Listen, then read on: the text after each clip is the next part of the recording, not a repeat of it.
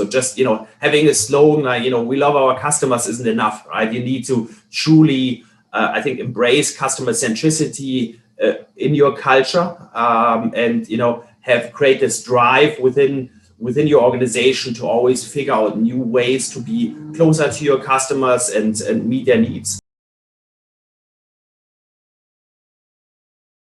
I'm delighted to be joined today by Rob Rebholtz, who's the Managing Director of Optilize, coming in from Berlin. Rob, welcome to CheckoutScout Tent. Hi, Martin. Thanks for having me. Our pleasure. Can you start off? Tell us a little bit about your own journey and how you got to the job you hold now at Optilize. So I started my career in management consulting, then moved into the exciting world of e-commerce and marketing. And over 5 years ago, we started Optilize, which is a direct mail automation software. So this is really what I've been doing in the last few years, what I've been working on. Very excited to be talking to you because we initially launched in Germany, but by now we're active in 17 countries, and the UK is one of our core markets. So always very happy to address the UK audience. Yeah, and how long have you been with the business, and what was your journey before then? Mm-hmm. Yeah, I used to be a management consultant, and then I joined a big internet conglomerate where I had held various roles in marketing leadership roles, ran certain expansion activities. When companies expanded to, for example, Sweden or the United States, I set up the entities and ran the business in these new markets.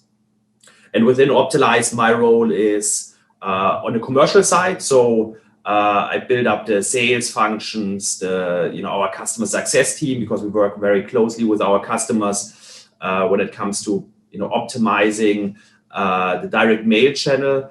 And I'm also responsible for our partnerships. We have very close partnerships with big postal providers, of course, but also the big tech companies like Salesforce, Ecommerce, HubSpot, etc.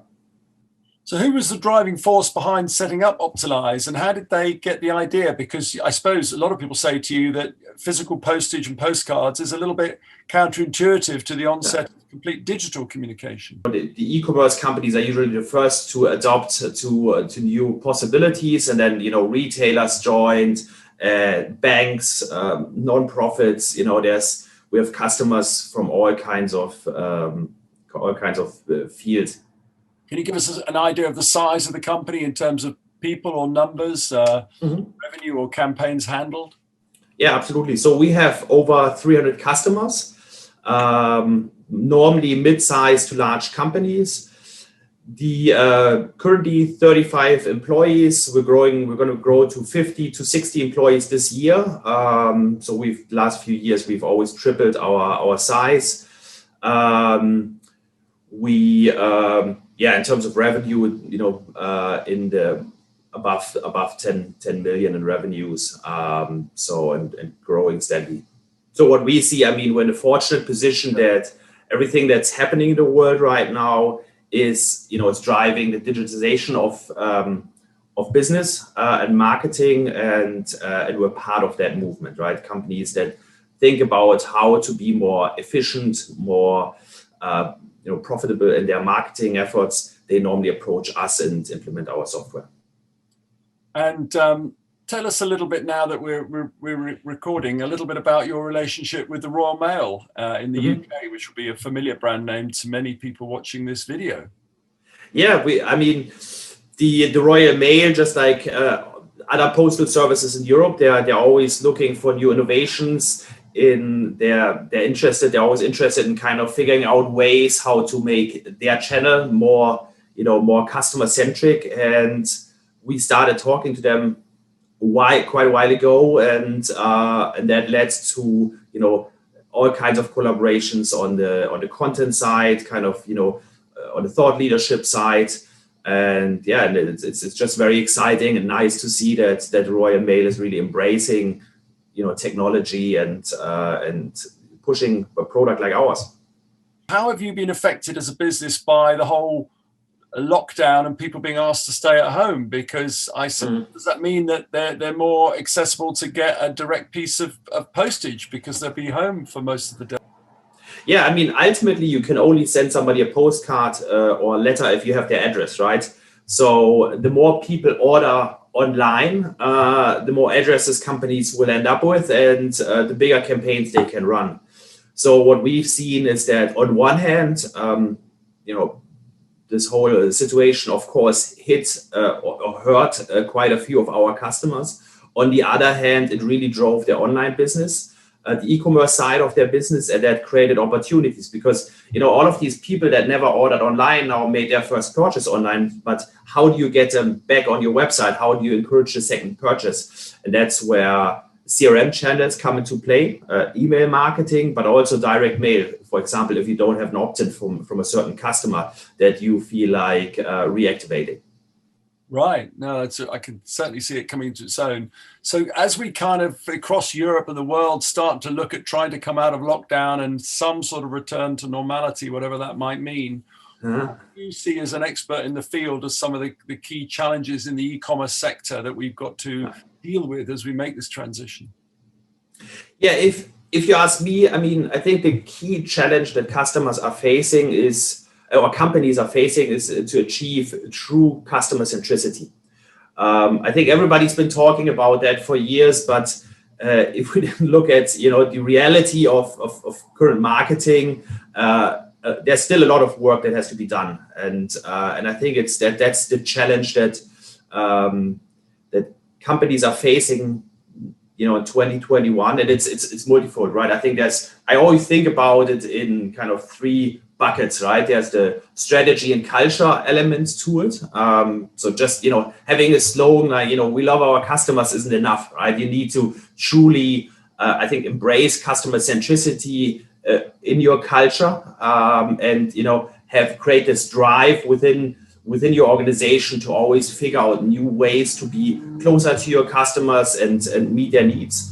Second topic is organizational processes. I still see a lot of, very siloed organizations, where, for example, in marketing, you have every channel has its own little team and they don't really talk to each other that much, except when they're getting coffee, but they're not even getting coffee together anymore, So this is something that really needs to be tackled. And I'm seeing a lot of interesting developments in that space. For example, a company like HelloFresh has gone from having these silos to actually organizing their marketing by the customer lifecycle, right? So you have the customer activation team, you've got the reactivation team, etc.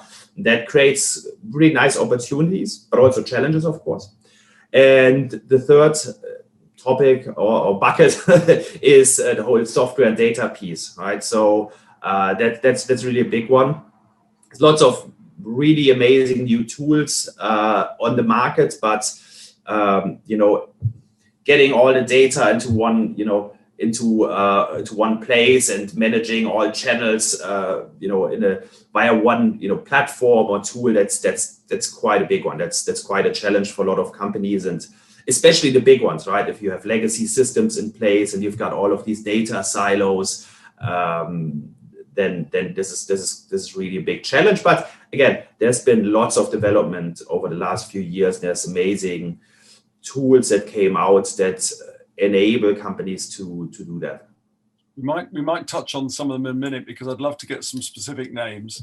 Yeah. But, is there any particular challenge faced in you mentioned the integration piece in particular, in a business like yours where your key business is actual physical postage, postcard type items, because you're not, you're offline rather than online in that regard.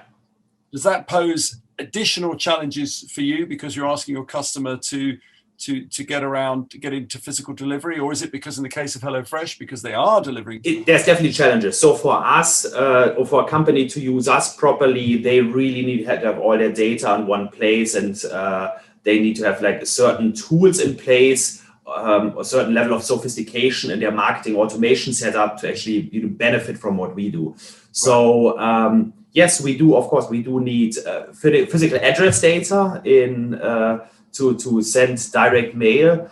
But the way that we think about it is, or the questions that we ask people that are interested in working with us, we don't just talk about the address data and ask them if the address data is, if they have that readily available. But we also ask them about, other tools. Do they have, for example, a recommendation engine in place that creates product recommendations on a customer basis? And if that's the case, then we usually want to combine these product recommendations, that data with the address data, and not just send them a postcard, for example, but send them a postcard with 3 images of products that they might like. Just like, by the way, and that's the same thing you have to do in email marketing and in any other channel, right? You need to strive for personalization because people are tired of getting these unpersonalized mass mailings that feel like spam. So if I was to say to you, what do the solutions look like in marketing automation? You've touched on a few there, but would you pick out anything for the broader e-commerce business beyond the postage type solutions that what good looks like in e-commerce at the moment? Absolutely. Yeah. So what we're seeing is that companies are, they're implementing marketing automation solutions like marketing clouds or customer data platforms. And there's a bunch of amazing companies out there. Ecommerce, they were just recently bought by SAP. They're ridiculously successful in e-commerce, but then Salesforce with their marketing cloud is also doing a really good job. So, and then there's plenty of other really, really good players. There's Exponea, Map, HubSpot, lots of really, really good tools to basically make all your data accessible in one tool. First thing, to then also have certain AI functionalities, right? Like I said, to create product recommendations, to basically take the data that you have and draw conclusions from that. And then, of course, to connect all your channel management tools like us for direct mail, but also others for email, WhatsApp, whatever channel you want to use to engage with your customers to these solutions, and then create these customer journeys, these automated customer journeys within these solutions to create a more customer-centric experience. And of course, to be more profitable. That's the thing, right? Customer centricity is not a goal in itself. It ultimately drives loyalty and profitability. You mentioned a couple of names there. I might just, before you mentioned HubSpot, just name a couple of the other companies that you admire what they're doing there. Yeah, companies that are doing a great job are, I really like Ecommerce. Their marketing automation suite, especially for e-commerce, has really, really evolved over the last years. They've added some amazing features. Salesforce with their marketing cloud for larger organizations, they're incredibly powerful, and we see a lot of adoption of their solution. And then there's smaller or more startup-y kind of companies like Exponea, Map. Place for us, if you would, where Optilize fits in those kind of solutions there, particularly in terms of customer-centric postage campaigns. We're a direct mail automation solution that is easily activated in most of these marketing clouds and customer data platforms. Right. So if you buy one or have one of these solutions in place, activating our tool just takes a few clicks, and then we enable companies to leverage all their data within these solutions to automate and hyper-personalize direct mail campaigns, as well as integrate the channel into their cross-channel online customer journeys. So historically, people would have all of these amazing online, campaigns where you would have combined email with social, etc.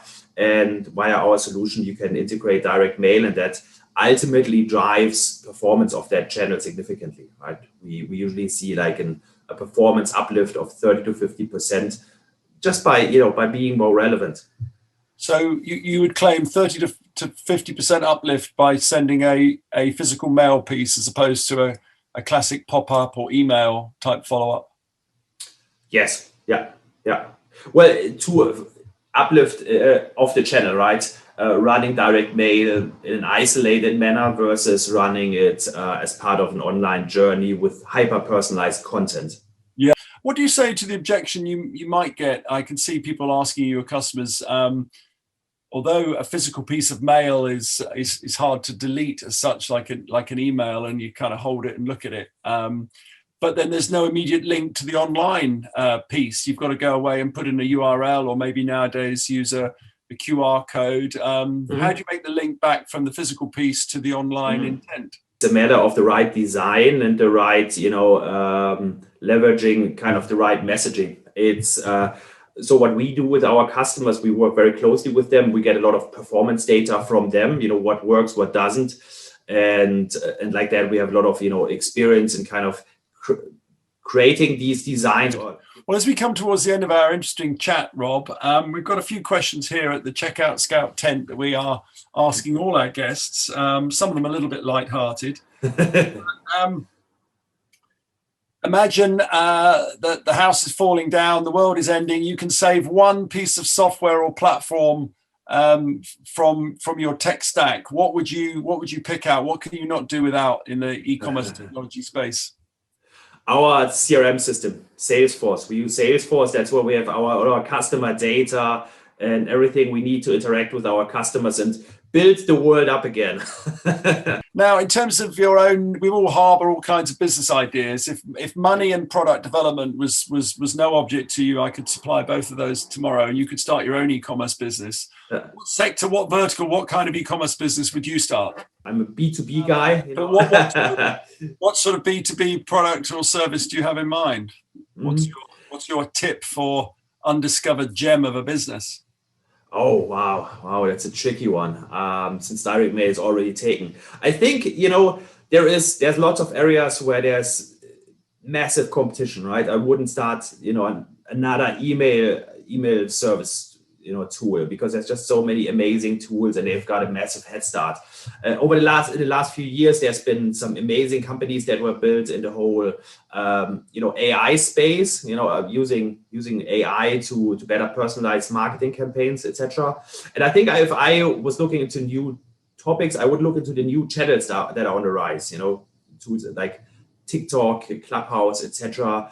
And I would assess whether there is tools to properly manage these channels, because again, just like for the indirect mail, you can't just go and do everything manually. You need proper tools to run proper marketing campaigns, and if there isn't any great tools to manage these channels, I'd look into that.